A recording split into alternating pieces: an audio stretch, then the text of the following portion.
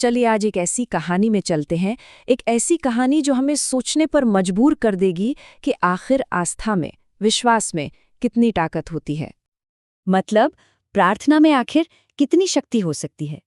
इसी सवाल का जवाब ढूंढने के लिए हम जौनपुर के स्वामी रामलगन जी की एक सच्ची और सच कहूं तो हैरान कर देने वाली कहानी सुनने वाले हैं।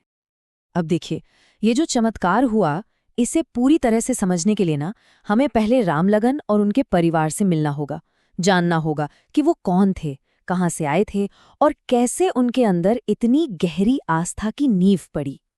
तो रामलगन जी जो थे वो एक विद्वान पंडित सत्यनारायण जी के बेटे थे। घर परिवार काफी संपन्न था और उनकी माँ वो तो भगवान की बहुत बड़ी भक्त थीं। वही थी जिन्होंने रामलगन को बचपन में सीताराम कीर्तन सिखाया। रोजाना उन्हें भगवान के किस्से, उनकी कहानियां सुनाती थी। तो आप समझ सकते हैं कि भक्ति का माहौल तो उन्हें बचपन से ही मिला था। और ये सब बातें उनके मन में इतनी गहराई तक बैठ गईं कि सिर्फ 8 साल की उम्र में, हाँ बस 8 साल की उम्र में जो कहानियां वो अपनी माँ से सुनते थे वो उनकी जिंदगी की हकीकत बनने वाली थीं। चलिए अब उस रात की बात करते हैं। गर्मियों की एक उमस भरी रात थी, एक ऐसी रात जो उस परिवार के लिए सब कुछ बदलने वाली थी।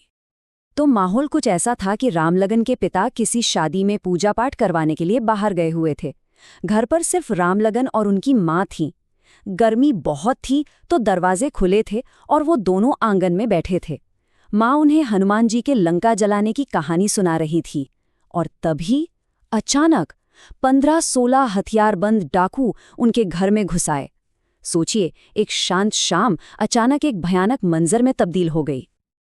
अब यहाँ जो हुआ वो बहुत ही दिलचस्प है।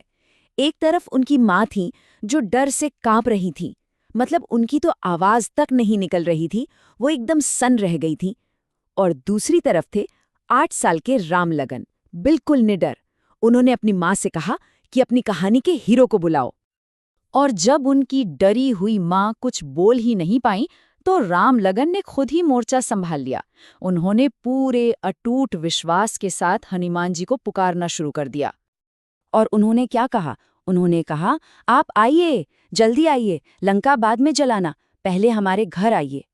मतलब आप सोचिए, उस बच्चे के मन में कहानी और हकीकत के बीच कोई दीवारी नहीं थी। उसकी पुकार एकदम सीधी, सच्ची और दिल की गहराई से निकली हुई थी। और फिर उसी पल, उसी क्षण कुछ ऐसा हुआ जिस पर यकीन करना मुश्किल है।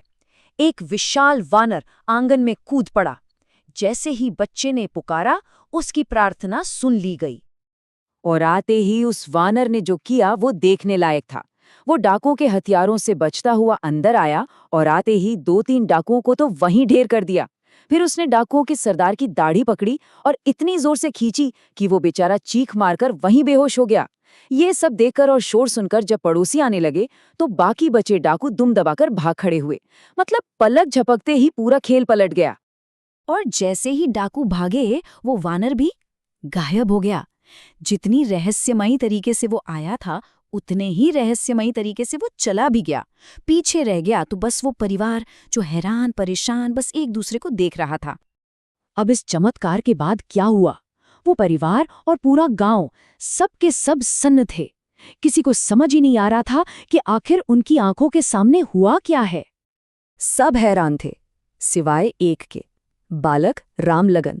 वो तो हंसते हुए अपनी माँ से कह रहे थे, देखा माँ, हमने जैसे ही पुकारा हनुमान जी आ गए और बदमाशों को भगा दिया। मतलब उनके लिए तो ये एकदम सीधी सी बात थी। विश्वास किया, पुकारा और भगवान आ गए। बिल्कुल वैसा ही हुआ जैसा उन्हें यकीन था। और इस बात को और पुख्ता किया रामलगन की माँ के शब्दों ने। उनका कहना था कि मैंने अपनी पूरी जिंदगी में इतना बड़ा और इतना बलवान वानर कभी नहीं देखा। उनके इस बयान ने सबको यकीन दिला दिया कि ये कोई मामूली जानवर नहीं बल्कि साक्षात एक चमत्कार था। पर इस पूरे घटना का सबसे गहरा, सबसे ट्रांसफॉर्मेटिव असर जो पड़ा वो था रामलगन के पिता पर। वो 2-3 दिन बाद जब घर लौटे और उन्होंने ये पूरी कहानी सुनी तो बस सुनते ही रह गए। एक तो वो खुश थे कि उनका परिवार सुरक्षित है और दूसरा उनका घर एक दिव्य शक्ति के आने से पवित्र हो गया था। उनका जो विश्वास था ना, वो अब एक गहरी, अटूट भक्ति में बदल गया।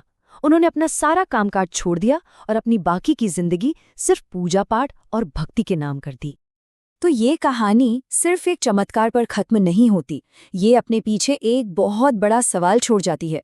ये हमें सोचने पर मजबूर करती है कि सच्ची डिवोशनल सरेंडर यानी शरणागति का असली मतलब क्या है। क्या मुश्किल समय में हम भी उस बच्चे की तरह बिना किसी शक के पूरी तरह से भरोसा कर पाते हैं? ये एक ऐसा सवाल है जिसका जवाब हम सबको अपने अंदर ही खोजना होगा।